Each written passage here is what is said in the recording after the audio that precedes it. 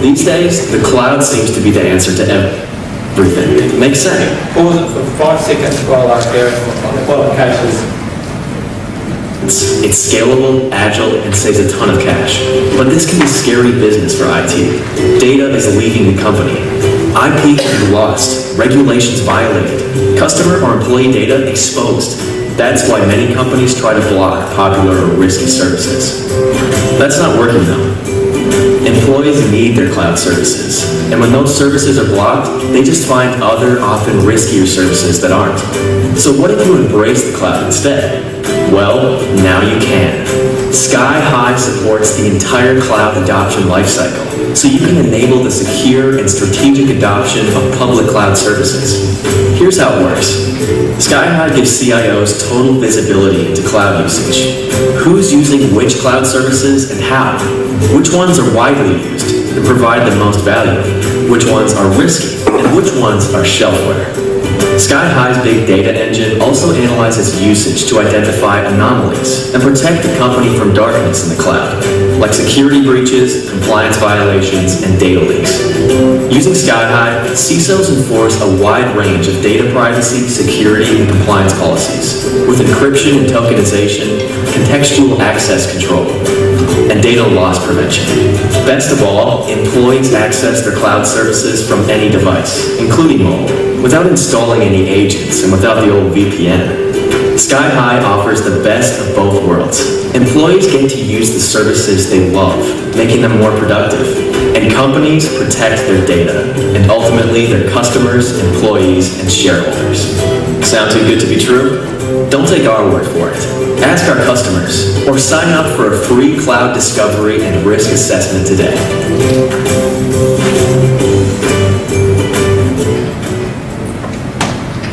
Cool, thank you very much. I'm just going to quickly set up my laptop here. In the presentation, what I'm going to do today is I'm going to go through maybe around 5 slides and then go into actual live demo of our platform today and show you how SkyHigh is helping customers embrace the cloud. I'm not sure if you guys have heard of a new term in the marketplace. It's called Cloud Access Security Broker. Gartner is actually looking to define this as a magic quadrant in either 2015 or 2016. They're looking at this industry to be around a $2.5 billion industry in the next 2 years, and obviously SkyHigh is leading the charge on that. We've got a number of great case studies on our website. The one here is from Brian Lilly, the CEO of Equinix. It's a $10 billion organization in the US. Before Brian actually had SkyHigh implemented in his organization, he took the conservative route of saying no to a number of different cloud services, or business units came to him to try to sanction those services. The reason for that is he did not know the risk posture of those cloud services, and it was hard for him to make the call. With the case study, what he says is he has the ability now to go through the SkyHigh dashboard, look at the real-time risk assessments, and able to enable more cloud services. So his quote here is now he's gone from the CIO node to the chief enabler. But there's a number of different case studies that we have. SkyHigh is a SaaS service. We've got around 15 million users on our platform today, and why that's important to customers is looking at our big data analytics around cyber threats and cybersecurity attacks that are happening through cloud services. What you also notice on the slide here is that Cisco and HP are two of our customers, and some two publicly referenced customers. Cisco makes a fantastic proxy, and HP makes a fantastic SIM. If they were getting visibility from those two devices, they would not be obviously customers of SkyHigh today. But if you also look at this slide here, the cloud is affecting every industry, and we've got multiple different verticals: banking, finance, government, tons of different clients on this deck today. What we're doing is that when we talk to chief security officers and CIOs, they break down the cloud into 2 different areas. Some of the concerns what they have is obviously the shadow IT side of it. So they break down shadow IT into 2 different areas. Personal shadow IT are employees unwillingly uploading data into risky cloud services. Are the data they're accessing with these cloud services is malware or anything coming back into their corporate environment. The line of business, shadow IT is also another huge concern. Is cloud is extremely disruptive. A lot of business units have gone out and adopted a number of different cloud services with not talking to IT. So having the visibility of what these businesses are using with those cloud services, make sure that they're acceptable business use, and make sure you're is a real big concern for large companies today. There's a great article on the financial review from Rebecca Jacoby of Cisco, the CIO of Cisco. Basically, she uses our service to look at enabling new cloud services within Cisco. And basically, if a new cloud service pops up in the risk register, she quickly does a deep dive on that and sees if she can sanction it or advise them to use other services. The second issue what business leaders are facing today is looking at the sanction IT side. So before, a lot of the data was actually stored on premise behind your firewalls and proxies, and they made the call to put these data and a lot of personal information, such as Salesforce, Box, Google, ServiceNow, etc. They're putting all this data into the cloud, but they've lost the controls what they used to have. What was on premise before, so they've lost the encryption, data protection, and access control. So they're looking to add that information back. I'm not sure if anyone has read the Anthem breach, what happened in the US around 2 weeks ago.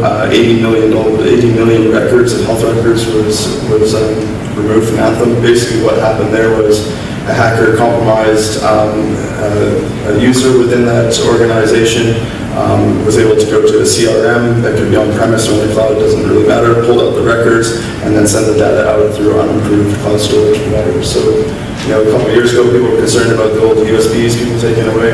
This is obviously the new attack vector where people are struggling with that.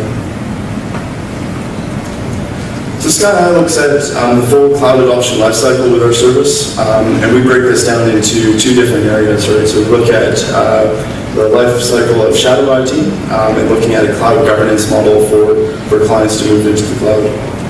Basically what we have the ability is to discover and analyze all different cloud services, and I'll show this in the demo on how our risk rating works. But one thing on the video, we do a lot of free cloud risk assessments. We did this in the US on a Fortune 50 company. They had Palo Alto firewalls, Blue Coat proxies. We asked him how many shadow services are running in his organization. He said 50. A week's worth of logs, we found 1,200. And we found that 1,100 PowerPoint presentations were uploaded to Prezi, where Prezi owns the financial rights within those. The free Prezi version owns the financial rights within that. So he was obviously shocked on that. We also did a number of other findings presentations with financial services in Australia and also New Zealand, and we've got customers in both areas, but I can show you on the demo how that works there. The second part of our solution is looking at the analyze. It's then going through and analyzing inconsistent policies, what are happening, and giving existing smarts back to your existing controls. We've got over 10,000 different cloud services in our register today. When you look at next generation firewalls and proxies, they may have around 1,000 to 2,000. So we actually give the smarts back to those existing infrastructure, what you've invested in, and they can show up the network from there.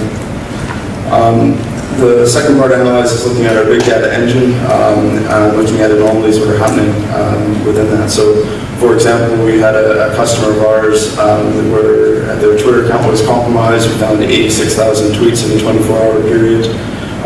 We also found another customer who was using Salesforce, and the user was downloading 5 reports a day, and suddenly started sucking down the whole database from Salesforce. We can identify that's an anomaly because it's not a anomalous activity. In the US, we had a company who built some military equipment for the US government, and the data was getting taken out by YouTube and Pinterest over to China to compromise accounts. So with our 15 million users, what we have on our platform, we're able to give you visibility of these new cyber threats that are coming through, and we integrate that back into your SIEM. The final bit of Analyze, what we do for Shadow IT is, business leaders do sanction cloud services, and they pay a lot of money to sanction these services. We can help standardize, consolidate, and help users adopt those cloud services by leveraging their existing control and leveraging what they're doing. The final part is looking at secure. So we shore up their existing infrastructure by looking at any type of inconsistent policies that are going on. We leverage their existing infrastructure splash screens on education, and we can secure the data going into sanctioned services where you have more of your security controls versus non-sanctioned cloud services. The second part of our solution is going through the sanction signage. So this is extending our service further. When we're looking at discovery and analyze, when you sanction a service, we actually go through a cloud service provider and let's say do a DLP scan to looking at any type of sensitive information in that cloud service is already up there and help you identify those risks really quickly and do third-party assessments. We also, with Analyze, we can now generate on sanction services, look at any type of forensics, audit controls. We can also look at insider threat or any type of compromised accounts, and we can help customers with extra license, unused shelf-live licenses. Obviously, some companies are not going to come to you and say you're oversubscribed for licenses, right? So Procurement is using it to do that. And the final part of the full cloud adoption lifecycle for sanction is actually adding the controls back into those cloud services, so such as encryption, tokenization, DLP, and looking at content access control and adding policies back into that. The final slide before we go into the demonstration, I just wanted to briefly talk about our platform. Basically, we looked at around 10,000 different cloud services in our platform today on the Shadow IT, Discover and Analyze. We're able to deploy in the cloud, on-premise, and hybrid. 99% of our clients deploy in hybrid manner, where we put a device on your network, what will tokenize all the key data, so the data is stored on-premise, and the key data is looking at their IP address and username, and then all the other data is getting sent up to SkyHigh to analyze. What we have the ability to do is understand all SaaS, PaaS infrastructure as a service. We do real-time risk assessments. We can look at usage analytics, insider threat and security breaches, peer marking, benchmarking, access control. We integrate with all firewalls, proxies, and SIEMs.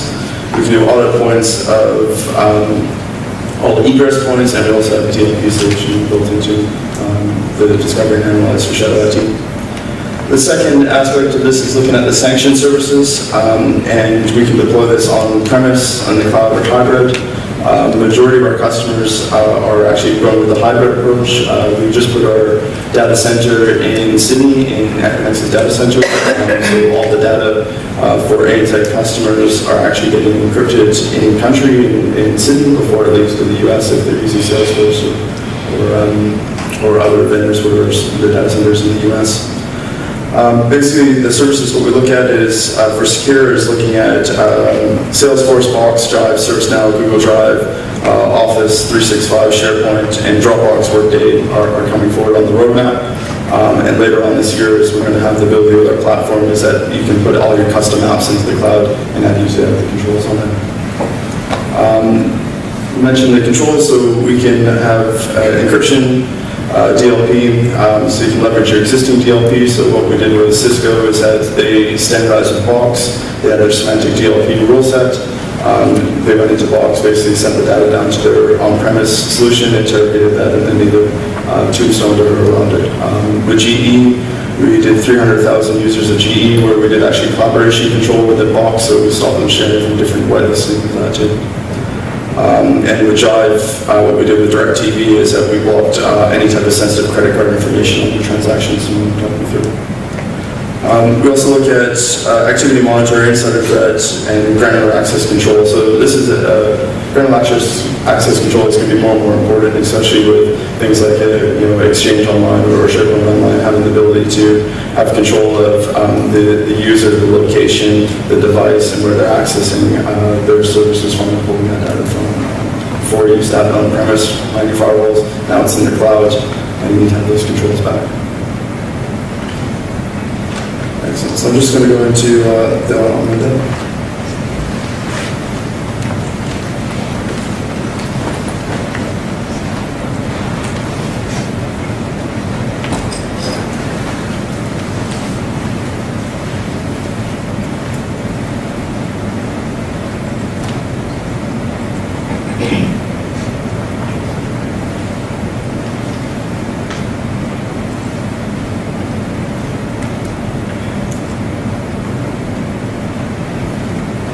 This is looking at the SkyHigh dashboard, so I'll just go briefly through what you're seeing here. The first is obviously Discover, so we're looking at the service overview, executive summary. Most of our clients also use this feature down here, is the global registry. This is basically when people are looking to adopt new cloud services, they can quickly click on here, type in the cloud service. We look at our 10,000 different cloud services, and you can do a deep dive on what the security posture is. I'll show you on the demo how we rate our security policies on it. Analyze is looking at the anomaly overview, people who are on watch lists. Secure is looking at how we manage all our sanctioned services, either by reverse proxy or by APIs. Perspectives is looking at your approved services and people are adopting them. And DLP is looking at DLP and quarantine.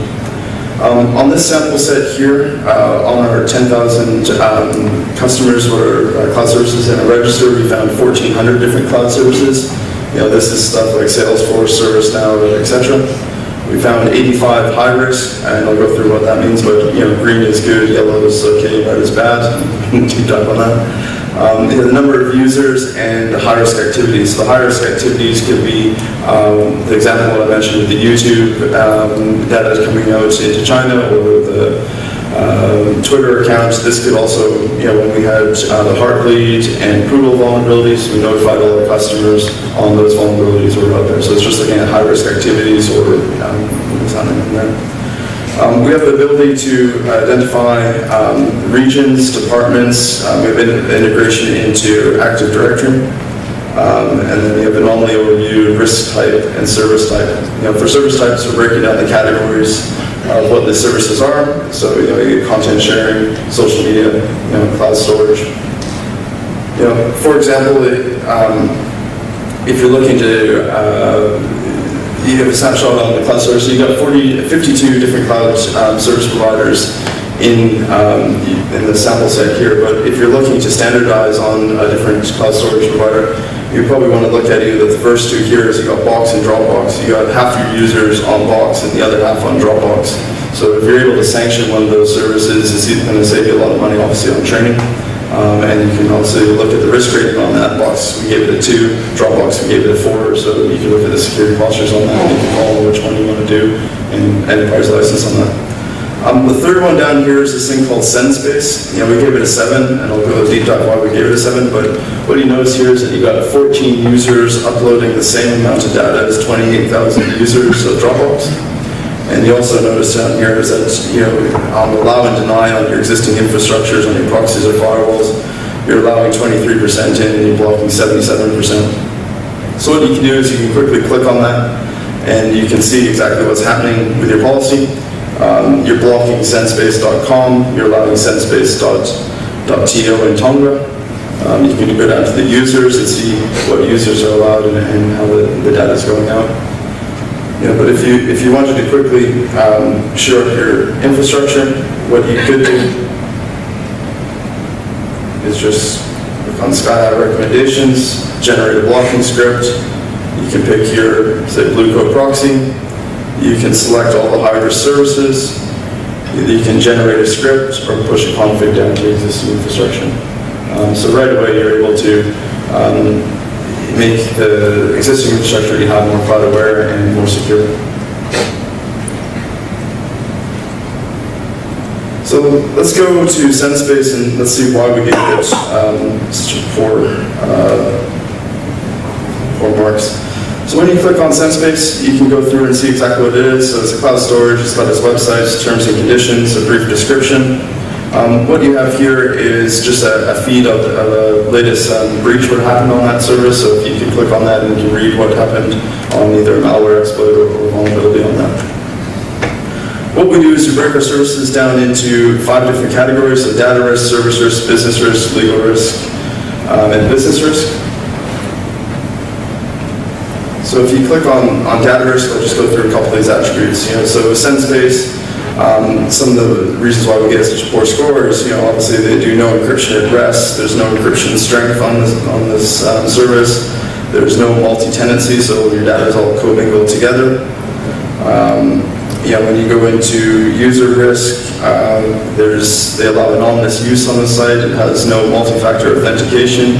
It doesn't integrate to any single sign-on authority. It has nothing to do with device pinning. You look at service risk, we're looking at different attributes. They don't do pen testing on their site. They've got a breach less than a year old. Business risk, we're looking at where the data is stored. We're looking at, their data center credentials, their safe harbor, SkyHigh's ISO 27001. You're going down on the service, do they do auditing? So if you have a breach, you'd have to notify all your customers because they're not auditing. And probably the most important one is looking at legal risk. Who owns the IP ownership of the data? What's my indemnity clause? How fast is my dispute resolution on this? So this can help you guys negotiate on different contracts going through. The nice part about our dashboard too, you have the ability to add custom attributes what may suit your regulatory compliance or your business further, so you can add extra attributes, and you can also change the weightings of our register. Some of these different attributes are more riskier to use, so you can customize the dashboard on that. The dashboard, we've worked with Cloud Service Alliance on this for probably the last 4 years, so it's been over 10,000 cloud services on this. It is, back in 2013, we had around 4,000 cloud services.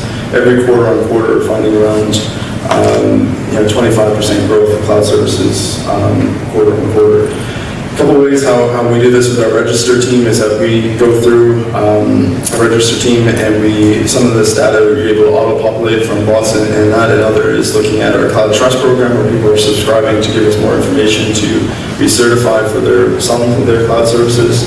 And also looking at the number of users we have on our platform today. We're able to identify what is a cloud service, what isn't a cloud service, and able to add that onto our risk register and do risk analysis on that. You can also click on the number of users if you want to do a further deep dive onto what the users are doing. So we could click on this gentleman here called David Carter. We can look that he uses around 67 cloud services, a couple high-risk services on that. But he's got some interesting anomalies what are happening within his behavior and also data movement. So, he's putting his contacts in SendSpace, and he's backing up his Outlook and WeTransfer. So, there's some questionable things what Dave's doing here. So you have the ability to look at those anomalies a bit further on that. The executive dashboard with our service, so you can look at where we're rating on our peers. Our peers right now is currently looking at our whole customer base, but we're breaking that now into verticals coming up. So you can look at all government agencies or financial services and see how their adoption is. You can look at your sanctioned services and how you're trending on that. You can look at your high-risk users and look at some of the hero stats right away. Just going to go through two more clicks, and then what I've just clicked on here is looking at the anomaly overview, right? So we have the ability with a big data engine to figure out what is the normal threshold of business activity versus the anomaly value. So the normal, for example, this is Twitter. The normal amount of tweets in a 24-hour period is 192. This user here was 86,000. Right? You've got Emily here, the normal times. That's my daughter, Gareth.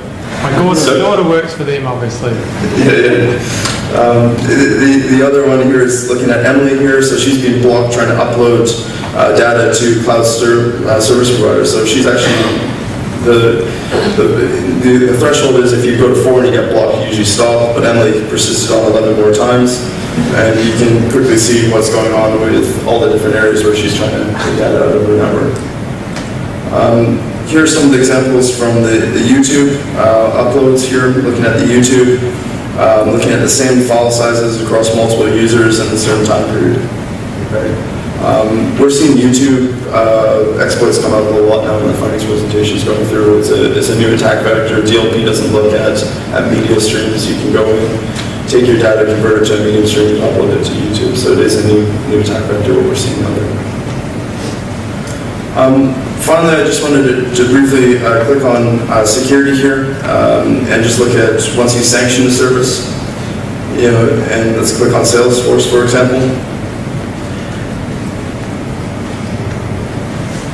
Every time when you encrypt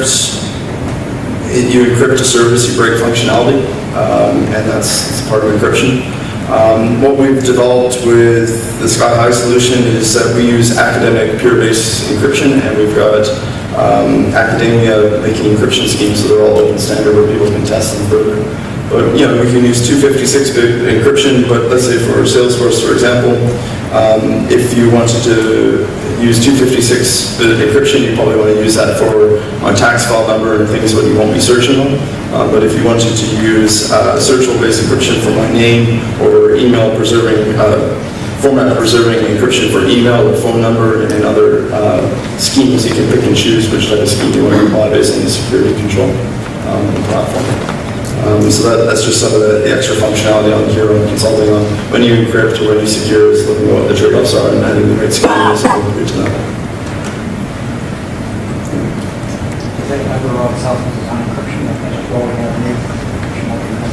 Yeah, so Salesforce is an investor of SkyHigh.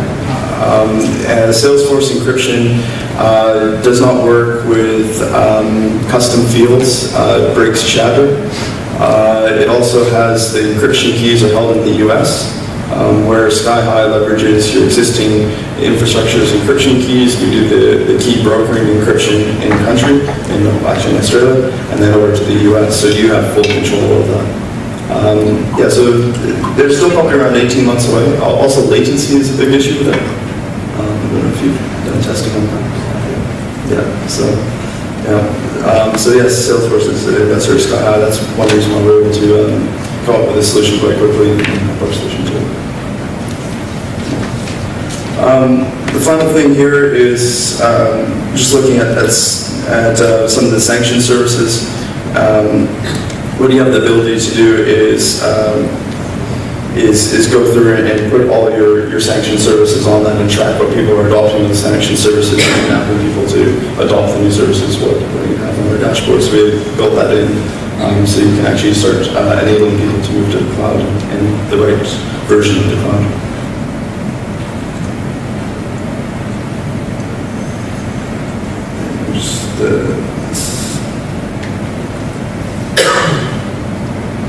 So what SkyHigh does offer is under a mutual NDA, we work with clients on providing a free cloud adoption risk assessment for clients, where what we do is we take a week's worth of your logs from your firewalls, proxies, and SIMs.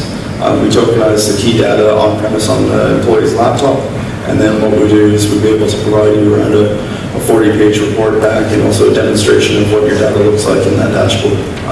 And we've done that for a number of clients. Obviously, the clients what you saw were customers of ours. Basically, that's how the process started. We went out and did the risk assessment. Risk assessments, when you look at getting third-party companies in to do risk assessments are extremely costly. They cost up to around $100,000. And that's a one-time risk assessment where we can come in with our technology, show you how our service works, and show how what your risk appetite or what your users of cloud are today, and have the ability to present that back to yourself and to the board. So that's the end of my presentation. So.